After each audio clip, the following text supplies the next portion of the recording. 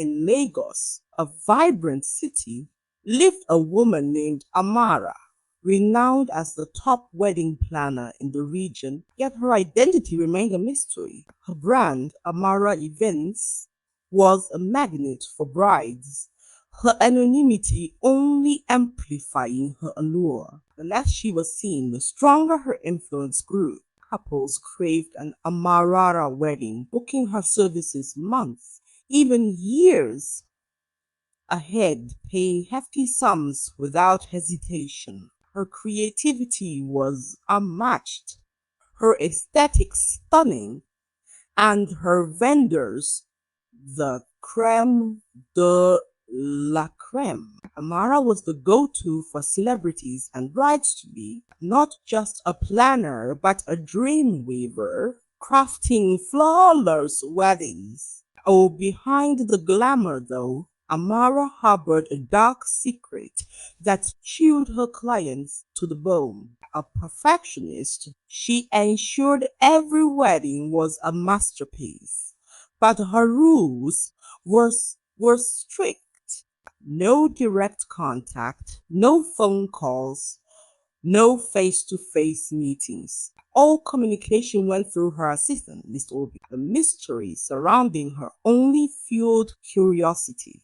But her clients cared only for the viral fame her weddings guaranteed. Oh, one day, a rising media star, Zara, contacted Amara's office to plan her high-profile wedding.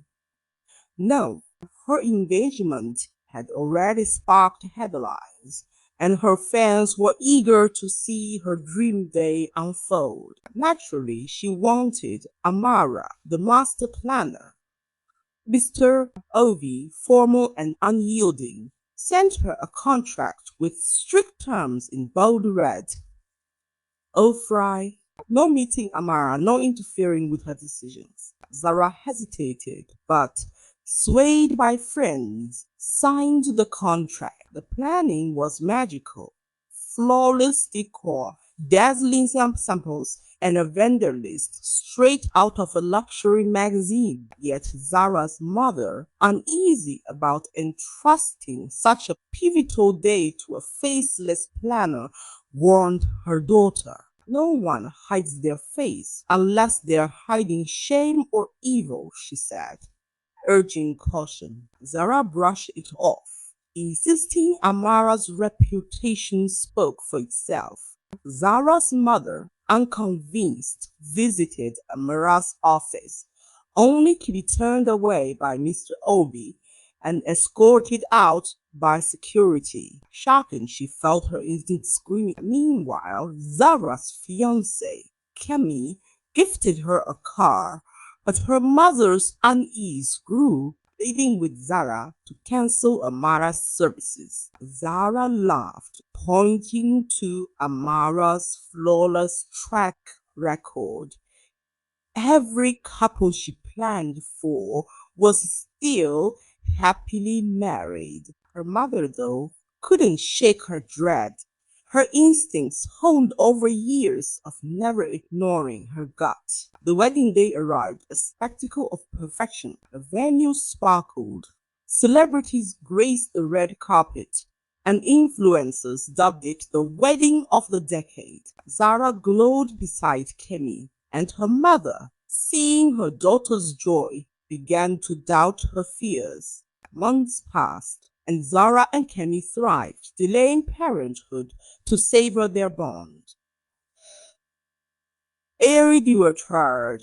Her mother finally relaxed, dismissing her earlier worries as maternal anxiety. Then, tragedy struck.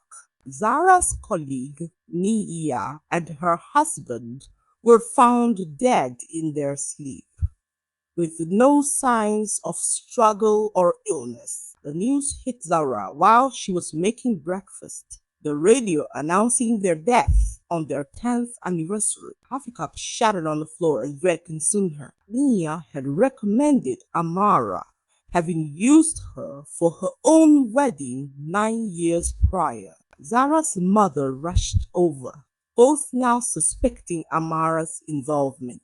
Zara scoured the internet, uncovering a pattern. Multiple couples Amara planned for had died mysteriously on their 10th anniversaries. A drowning in the Maldives. Nefertiti told him drowning in the Maldives. A house fire, all with no explanation. Lo, her hands trembling. Zara showed Kemi their wedding contract. What varied in fine print was a chilling clause. By accepting this agreement, you and your spouse are guaranteed 10 years of marital bliss. At the end of the 10-year term, the balance shall be collected in full.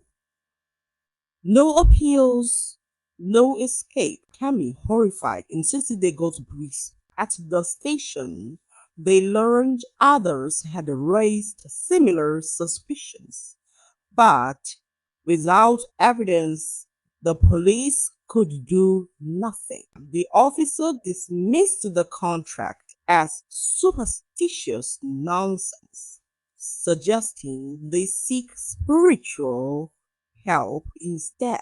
Oh, desperate, Zara dug deeper online and found an obscure article warning about Amara, buried under years of praise. A single anonymous comment stood out. If Amara planned your wedding, burn her gifts, especially the veil and tie. To find her, go to the old house on Mason Street. Zara recalled Mr. Obi gifting them a veil and tie as a special gesture. Panicked, she found them in her wardrobe, still pristine. She burned them in a metal drum behind her house, watching the flames die down, hoping it broke the curse. Then her phone rang, an unknown number. A whisper hissed.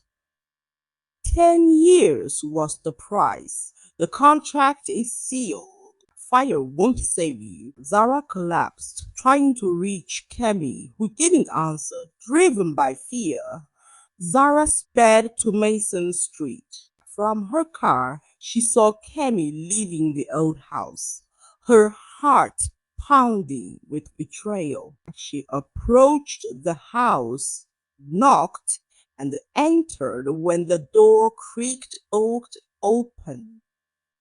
A woman greeted her, smiling. Are you Amara? Zara asked. The woman, voice steady, revealed she was Amara's twin, Esther. She explained that Amara, once named Deborah, was a kind soul whose dreams of wedding planning were shattered 15 years ago. Hired for a group wedding, Deborah was drugged by her clients, ritualists who disfigured her dot, faced and blinded her for a blood sacrifice to gain wealth. Devastated, Deborah vanished, making a dark pact to become the best planner, ensuring her clients' deaths on their 10th anniversaries as revenge. Ellie Esther explained the veil and tie were cursed tokens, marking couples for death. The only way to break the curse was for the culprits to beg forgiveness. One had a tattoo, 1159. Zara's blood ran cold. Kemi had that tattoo. At home, she confronted him. Kemi admitted getting the tattoo years ago with a friend, Busy, who later proposed a ritual for wealth. Kemi refused cutting ties, but kept the tattoo. He'd been at Mason Street, returning a lost purse. Zara realized he was innocent. They tracked down Busy, who'd also used Amara for his wedding and was terrified knowing his friends had died on their 10th anniversaries. Sis, Zara and Kemi took Busy to Amara. Blind and veiled, Amara sensed his presence. Missy, trembling, confessed his greed and betrayal, begging forgiveness. He pleaded for the innocent to be spared. Amara, after a heavy silence, lifted the curse, freeing all marked couples.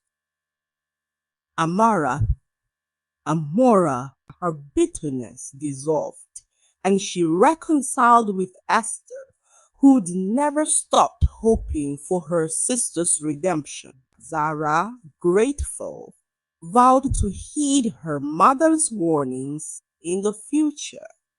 Learning that glamour can hide danger, revenge breeds destruction, and truth is the path to healing.